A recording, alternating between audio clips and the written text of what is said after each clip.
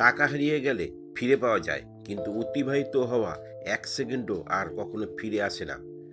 জীবনের প্রতিটি মুহূর্ত আমাদের আয়ু থেকে বিয়োগ হচ্ছে, তাই যা করার এখনই করা উচিত। সঠিক সময়ে সঠিক কাজ না করলে বড় সুযোগগুলো হাতছাড়া হয়ে যায়। আলস্য বা সময়ের অপচয় ভবিষ্যতের জন্য কেবল আফসোস আর অনুশোচনা বয়ে আনে। যে কোনো বড় সাফল্য হলো ছোট ছোট সময়ের সঠিক বিনিয়োগের ফল। প্রতিদিন অল্প করে হলেও গঠনমূলক কাজ করলে তা দীর্ঘমেয়াদে বিশাল অর্জনে রূপান্তরিত হয়।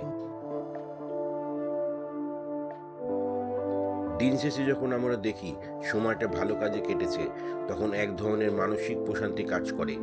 অলস মস্তিষ্কে নেতিবাচক চিন্তা বেশি আসে, তাই নিজেকে ব্যস্ত রাখা মানসিক স্বাস্থ্যের জন্য ভালো। মূল কথা, আমাদের জীবনের পর দিয়ে আমরা বড় করতে পারবো না, কিন্তু এই সীমিত সময়কে আমরা কতটা অর্থবহ করে তুলব তা সম্পূর্ণ আমাদের হাতে।